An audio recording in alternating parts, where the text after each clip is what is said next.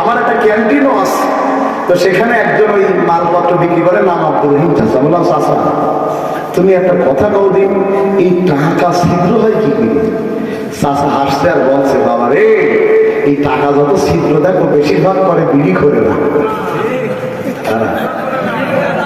এই বিড়ি খোর যারা আছে চিন্তা করবে এগুলো যেন সামনের বছর জীবনে ঢুকতে না পারে রামগঞ্জে।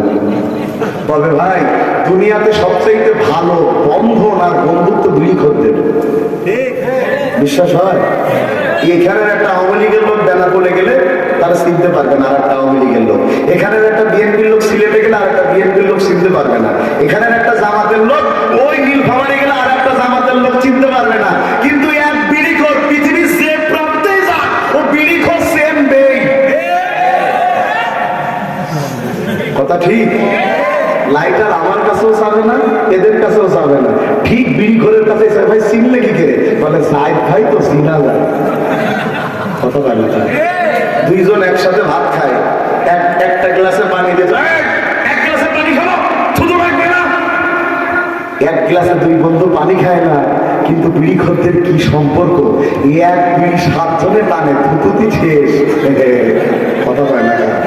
কথা ঠিক? ঠিক বলেছেন যখন আপনারা খেয়ে না, তাও কয় ঠিক। ভাইয়ের আমার তো জীবনে অভিজ্ঞতা আছে। তো এক মুসল্লি ওয়াজ, ও বিশাল বড় মাহফিল, ওই কর্নারে বিড়ি খাচ্ছে, ওয়াজ শুনতে হঠাৎ হুজুর মোলানা চুল দিয়েছে। এখনো টেনশনে পড়ে গেছে যে বিড়ি খাবে না দোয়া করবে। ভাইয়ের আমার মন দিয়া শুনে নেবার কথা, খুব মন দিয়া শুনেন। দুনিয়ার পাতা ছিদ্র হয়ে গেছে, দাগ হয়ে গেছে, পাতা পাতা। ওইগুলো নিয়ে যখন বাচ্চাটা বাড়ি এসেছে, মহিলা বলতেছে তুমি কি পাগল নাকি? রান্না করার জন্য এমন ছিদ্র, এমন পোকা লাগা পাতা চলে না। ও ভাইয়ের আমার, রান্না করতে গেলে যদি ছিদ্রওয়ালা পোকা লাগা পাতা না চলে, আল্লাহ 1000 কোটি মানুষের মধ্য থেকে 2-1 জনকে শহীদ করবে। কোন দাগওয়ালা ছিদ্র ইমানদারকে নয়। ইমানের পরীক্ষায় কামেল যারা, আল্লাহর রাস্তায় কেবল মাত্র শহীদ হয় তারা। 2 নম্বরে শহীদ যারা হয় তারা বিনা হিসাবে আল্লাহর জান্নাতে প্রবেশ করে। সুবহানাল্লাহ। ও ছোট ভাই কোনে যাচ্ছ?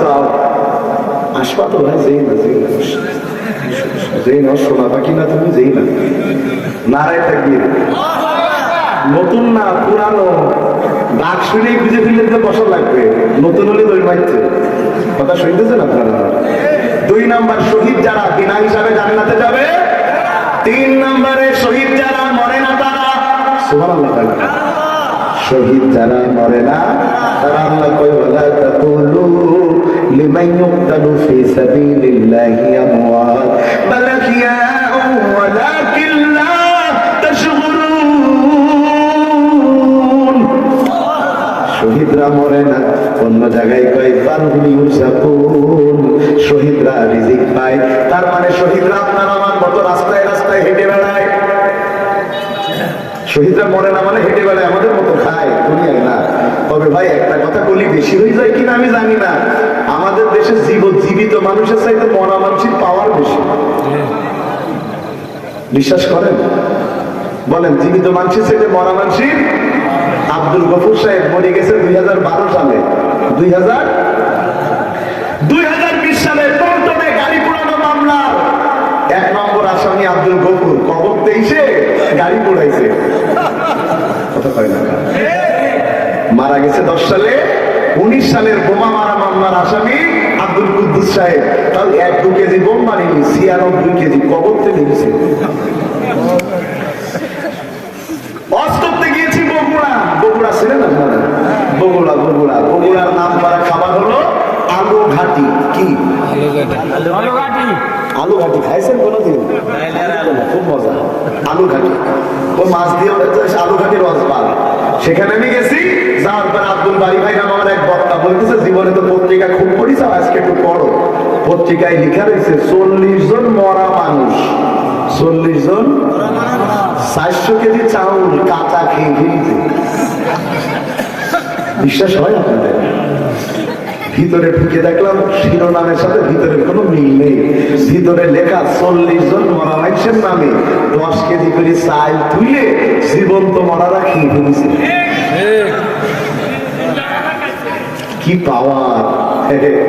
সেদিন এক মেম্বার ধরেছে যৌথ বাহিনী 5 তারিখের পরে প্রতারণার মামলা। তা কি প্রতারণা করেছে? ও বেঁচে থাকতি বোন নামে বিধবা ভাতার কার্ড বানাইছে। মরা মানুষের কি পাওয়ার দেখেন আমাদের দেশে। আমাদের দেশে মরা মানুষের এত পাওয়ার, শোনেন আমাদের দেশের মরা মানুষের এত পাওয়ার, মরার পরে ভোট দিতে আসে। চাচা ভোট দিতে গেছে, অফিসাররা বলছে তোমার ভোট তো হয়ে গেছে।